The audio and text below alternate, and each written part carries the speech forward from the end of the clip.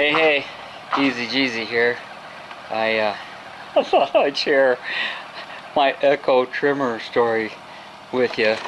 I've never had one of these gas-operated ones. I'm probably the last guy on the planet that doesn't have one of these things. I used to use a electric trimmer, and I mean, for the last 2 years, this is what I've been trimming my yard with. Now this is actually the deluxe one. Now, imagine 55 years ago, that's when I started using these. These, I found them in my dad's garage, and I think by the time he got done with it after I left, I think he was paying somebody to cut the grass. But this is what I was using to trim around my yard. I don't trim every time because it's too much work. So I went ahead, went down to Home Depot, thought I'd finally get one of these. I thought 4th of July weekend they'll have a big sale. And they had the curved model for a little bit less, like $159, and then they had a straight model for $219, and I couldn't make up my mind. I was going to do this yesterday on the 4th, and so I came home, read some reviews, and they said get the straight one. Seems to be a little bit better built. So this morning I headed down there nice and early, got my burrito, and went in the store, and this one was, holy criminy, $269.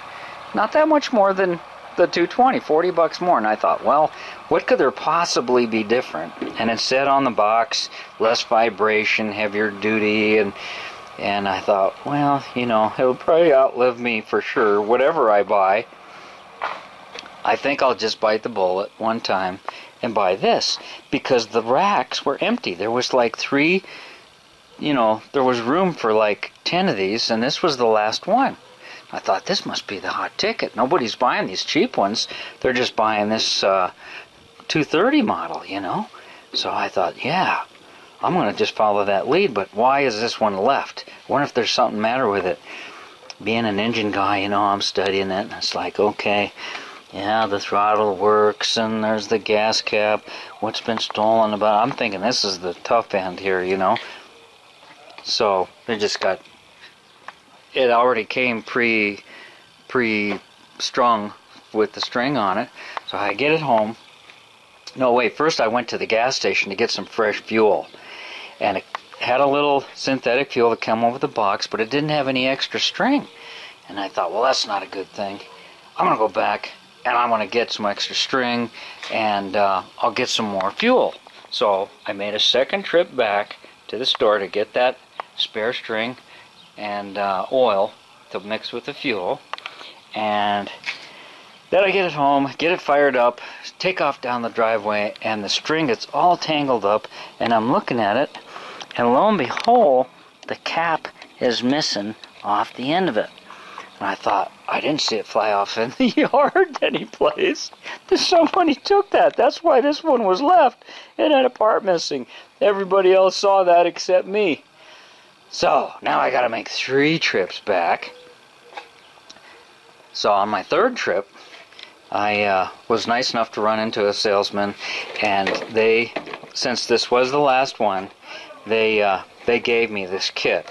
This was a $30 kit. It's the whole head assembly, and we took the cap and the string and just put that on this one, and it worked fine. I did the whole yard for it with it.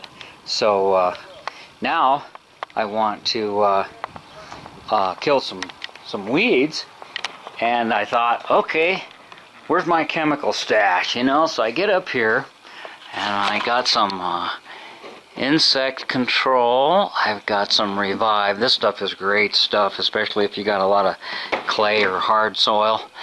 And there's some weed and grass killer. Now I don't want to kill my grass, and I've got grass scratched out and just weed in it, and it feels like it's about half full, but I do not know what the heck that is. I hope it's not like Roundup. It says ready to use, kill the root.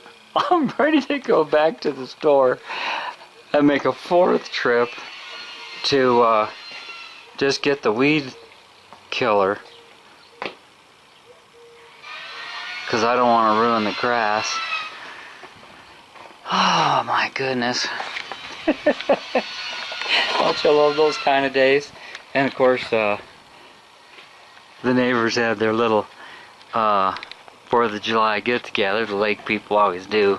There wasn't a place to park within within a 1/4 of a mile, and of course people always leave their little trash behind for their little souvenirs for me.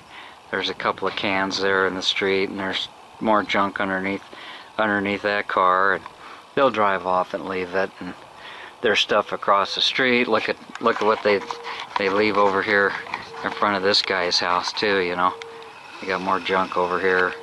You know, they're just real nice about it. Flick their cigarette butts all over, and of course the host, you know, they don't look up and down the street. They just collect what's sitting in their backyard.